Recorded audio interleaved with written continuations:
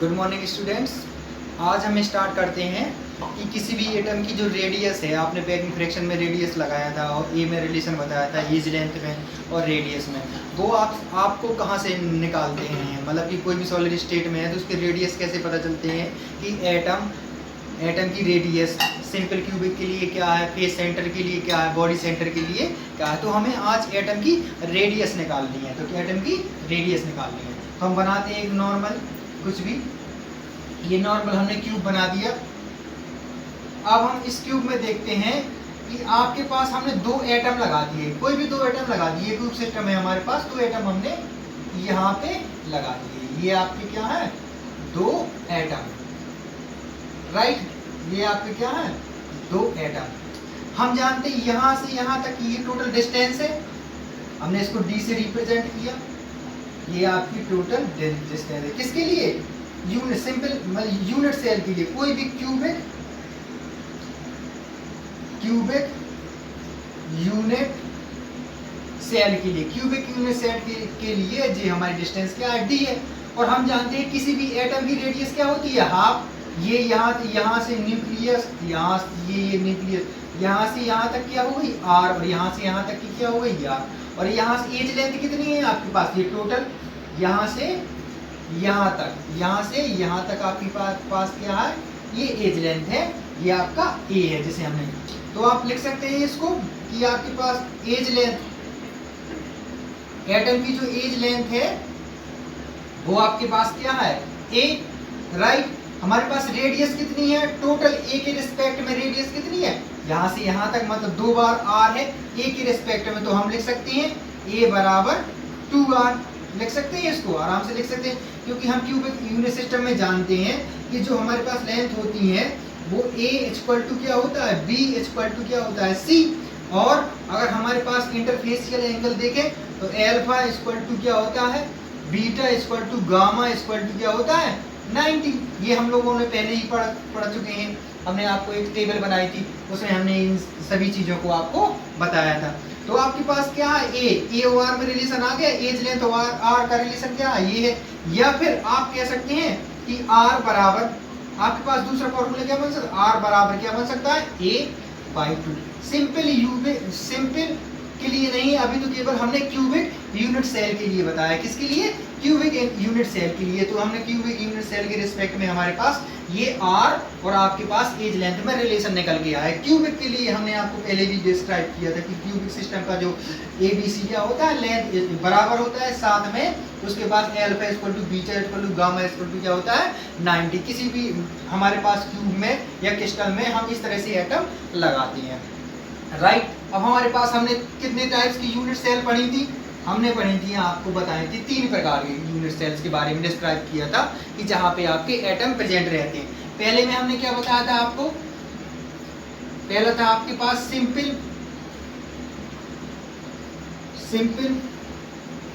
Cubic unit cell, simple cubic unit cell में तो क्या रिलेशन आपके पास, ए और आर का रिलेशन, रेडियस और किसका, एज लेंथ का रिलेशन हमें निकालना है, रेडियस और एज लेंथ का रिलेशन। और उसके बाद सिंपल क्यूबिक की बात क्या था आपके पास, फेस सेंटर, फिर क्या था, बॉडी सेंटर। तो हम क्रम बाई क्रम एक एक करके हम बताते हैं आपको। तो सिंपल क्यूबिक यूनिट सिस्टम में क्या था, सबसे पहले हमें क्या बनाना है, क्यूबिक सिस्टम, मतलब क्यूबिक हम आपसे बना लेंगे, क्यूब बना लेंगे। ये आपका क्यूब हो गया, राइट। ये आपका क्यूब हो गया। और आपको ये देखो कितने कॉर्नर हैं आपके पास, कितने कोण हैं इस क्यूब में, 8 कॉर्नर आपको दिख रहे होंगे। ये इस क्यूब में 8 कॉर्नर है। अब हमारे पास सिंपल क्यूबिक सिस्टम है, सिंपल क्यूबिक सिस्टम में एज क्या है आपके पास, ए, ये सब एज है जो आपको लाइन दिख रही है, कहीं की डिस्टेंस ले लो। तो हमारे पास एटम कितने हैं, 2। हम सिंपल क्यूबिक यूनिट सेल में एटम को कितने रखेंगे, 2, तभी तो रेडियस निकालेंगे। तो हमारे पास हमने एक एटम को यहाँ रख दिया, राइट, ये इस कॉर्नर से लगा कर, और एक एटम को कहाँ रख दिया, यहाँ पे रख दिया। हमने 2 एटम रख दिया, आपको दिख रहे होंगे 2 एटम, राइट। थोड़ा सा एटम अच्छे से बना लेना आप लोग, ठीक है। अब हम जानते हैं ये सभी क्या है हमारे पास, एज लेंथ है। जो एक की डिस्टेंस है वही सब की डिस्टेंस है। तो यहाँ से यहाँ तक की जो डिस्टेंस हमारे पास कितनी है एज लेंथ की आपके पास a, लेकिन यहाँ से यहाँ तक का डिस्टेंस क्या है r, और यहाँ से यहाँ तक की डिस्टेंस कितनी है r।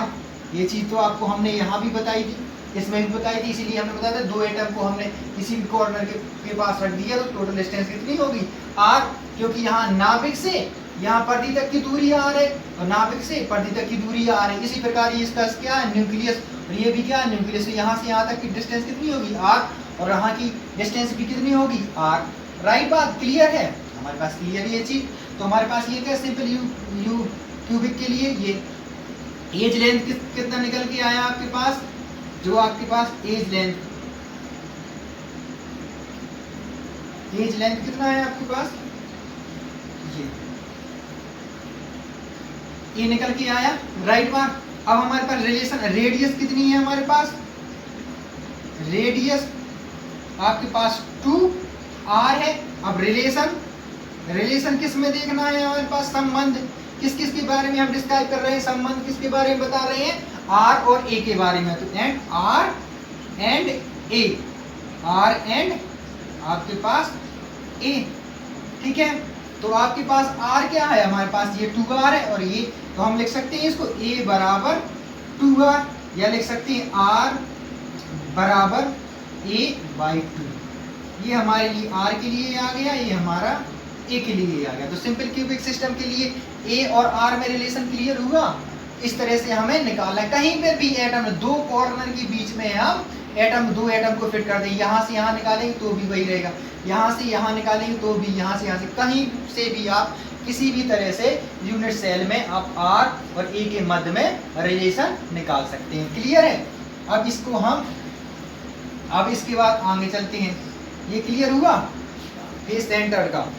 अब इसको हटाते हैं, थोड़ा सा इसको हटा दें, यहाँ से हटाते हैं।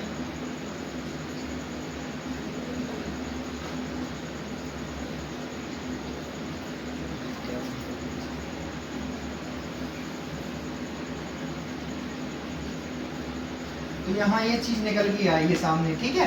अब हमें किसके बारे में बताना है, फेस सेंटर के बारे में। किसके बारे में आपके पास, फेस। तो face centered cubic unit cell. तो face centre cubic unit cell आपका दूसरे टाइप्स के बताना है यूनिट सेल में, face centre cubic unit cell. तो फेस सेंटर में आपने क्या बताया था कि जो आपके पास एटम होता है फेस में कहाँ तक होता है ये एटम, हमने पहले वीडियो में आपको बताया था। जो एटम होता है वो कहाँ पर था आपके पास, कॉर्नर बी पे भी रहता है एटम, और आप पे फेस पे भी रहता है।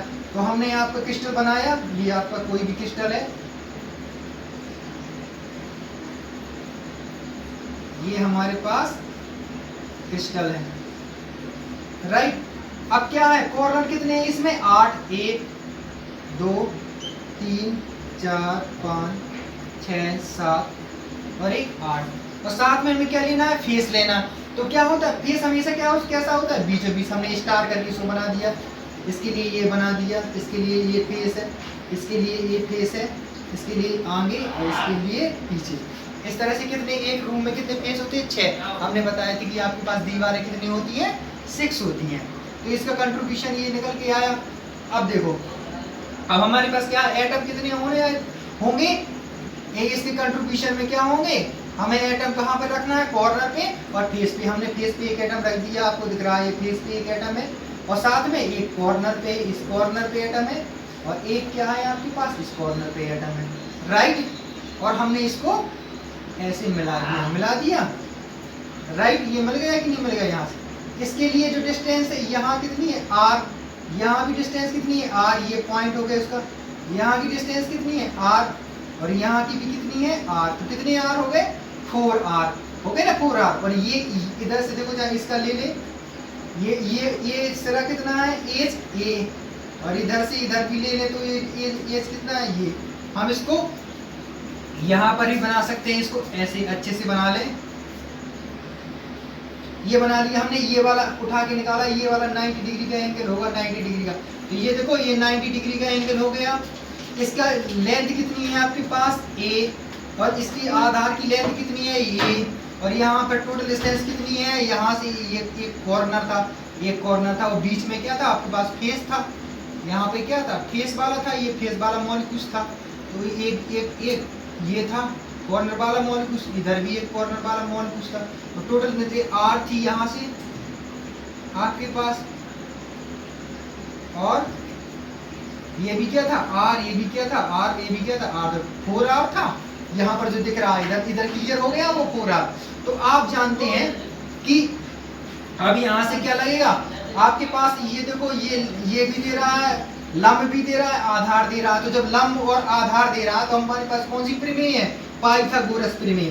तो हम यहाँ लगाएंगे पाइथागोरस इक्वेशन या पाइथागोरस प्रमेय या समीकरण, ठीक है। पाइथागोरस इक्वेशन क्या कहती है, लंब प्लस आधार, तो लंब का स्क्वायर प्लस आधार का स्क्वायर इक्वल टू, कारण कितना है आपके पास 4r स्क्वायर, ये आपके पास 4r स्क्वायर आ गया, दोनों मिला के क्या हो गया 2a का स्क्वायर अपॉन क्या आ गया 16r का स्क्वायर, ये आपके पास निकल के आ गया। अब हम इसको हटाते हैं क्योंकि यहाँ से हमें यहाँ सॉल्व करना पड़ेगा तो स्पेस कम है, तो हम इसको हटा दे रहे हैं।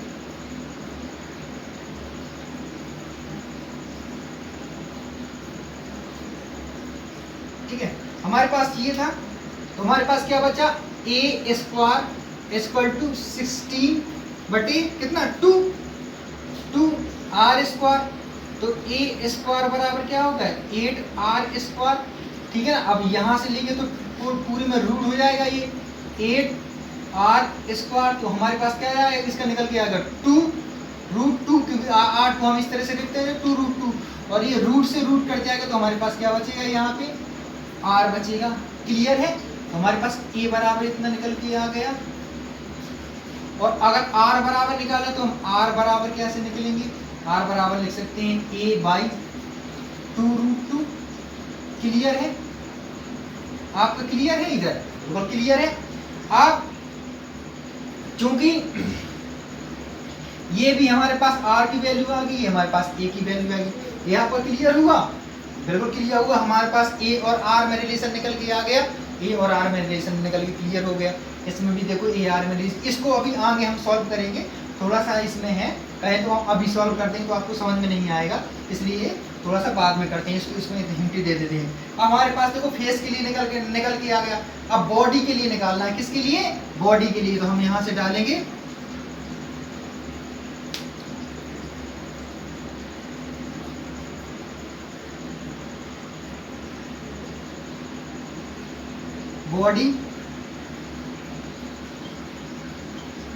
बॉडी सेंटर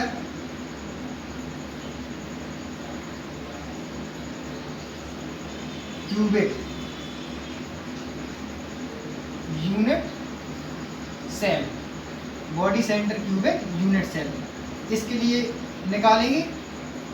तो यहाँ पर हमें स्पेस बचाना है, इसलिए हम यहाँ बनाते हैं, ठीक है।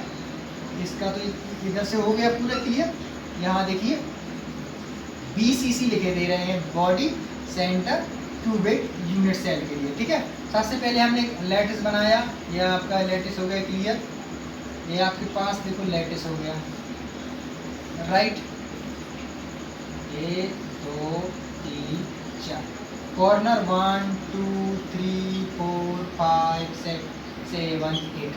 अब हमारे पास क्या है, क्या वो क्या कर रहा है बॉडी के सेंटर में, तो बॉडी का सेंटर क्या है, ये इधर है ना, बॉडी का सेंटर क्या है ये, तो हमारे पास बॉडी का सेंटर क्या है, तो हम हमारे एटम ये कहाँ पे होगा, यहाँ पे, राइट बात। एक एटम कहाँ होगा, यहाँ इस कॉर्नर से, तो ये एटम यहाँ पे हो गया आपका, एक एटम कहाँ हो गया, एक एटम यहाँ हो गया, ठीक है, राइट है, क्लियर है, बिल्कुल क्लियर है। तो यहाँ से यहाँ तक हो गया बॉडी डायगोनल, यहाँ से ये यहाँ तक डला, राइट। तो यहाँ से यहाँ तक की डिस्टेंस कितनी हो गई r, एक r, और यहाँ तक की डिस्टेंस कितनी हो गई दूसरी r, और यहाँ से तीसरा, और यहाँ से 4, कितना 4r, कितना, इसके लिए भी 4r हो गया 3 एटम के लिए। यहाँ से यहाँ तक की लेंथ कितनी है हमारे पास a, इधर हम जानते हैं। अब इस पॉइंट पर पहुंचना है हमें, किस पे, इस पॉइंट पर। यहाँ से यहाँ तक की डिस्टेंस भी कितनी है आपके पास, ए। यहाँ से यहाँ तक की डिस्टेंस कितनी है, ये। और यहाँ से यहाँ तक की डिस्टेंस कितनी है आपके पास, ये। ठीक है, तो अब देखो हमारे पास इस बिंदु को ले लो और इस बिंदु को ले लो। हमें इधर से इस पे पहुंचना है, तो हम कैसे चलेंगे? एक तो आपके पास ऐसा वाला रास्ता है, सीधा वाला रास्ता। और सीधा वाला रास्ता कितना, 4r है। और एक आपके क्रमबद्ध तरीके, सबसे पहले हम कहाँ चलेंगे, यहाँ, फिर इसके बाद यहाँ, फिर इसके बाद यहाँ, तब जाके इसके तो 3 बार ये जुड़ेगा। 4r के रिस्पेक्ट में 3 बार जुड़ेगा ना, तो हम यहीं से लगा देंगे। यहाँ पर ही पाइथागोरस प्रमेय से, पाइथागोरस इक्वेशन से क्या होगा, a का स्क्वायर प्लस a का स्क्वायर प्लस a का स्क्वायर, कितने, 3 टाइम, 1 2 3 बार में पहुंच रहा, इक्वल टू 4r का स्क्वायर। ये हम जानते हैं, बिल्कुल जानते हैं। अब तीनों को मिला के क्या हो जाएगा, 3a का स्क्वायर इक्वल टू 16r का स्क्वायर। तो अब हमारे पास क्या लगता है, ये इक्वल टू 2 बराबर 16/3, ठीक है ना, r का स्क्वायर।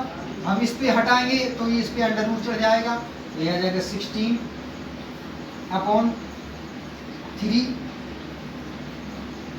r का 3r, ये हो जाएगा आपके पास 3r। तो इसको क्या लिख सकते हैं हम, इसको हम लिख सकते हैं आपको अंडर रूट। अब देखो 16 का अंडर रूट कितना आ जाएगा, 16 का अंडर रूट 4। तो हम लिख सकते हैं यहाँ पे, यहाँ से आगे कर लेंगे, यहाँ से आगे करेंगे तो क्या हो जाएगा, 4/√3 और ये r हो जाएगा बराबर में। तो हमारे पास a बराबर कितना आ गया आपके पास, a बराबर 4r/√3, राइट, 4r/√3 ये आ गया आपके पास, ये आ गया 4r/√3। अब यहाँ पे हम यहाँ पे बनाए ले रहे हैं, देखो ये आया a बराबर 4r/√3। ये तो a के लिए हो गया, किसका, BCC का।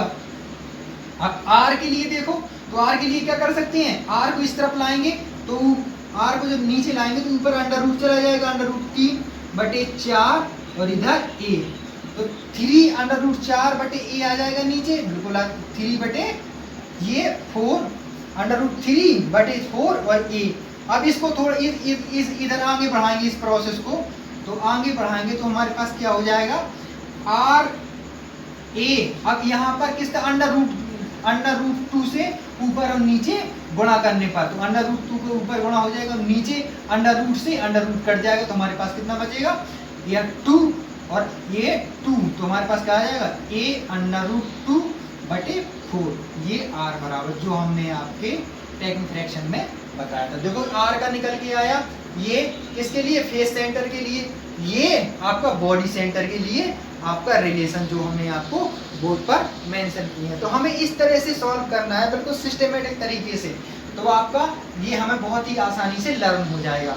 तो हम r और a में आराम से रिलेशन निकाल सकते हैं और बता सकते हैं कि हमें इसको किस तरह से सॉल्व करना है।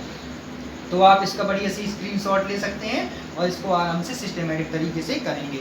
बढ़िया से फिर पाइथागोरस प्रमेय का यूज करना है और सिस्टमेटिक तरीके से अरेंज करना है। Thank you.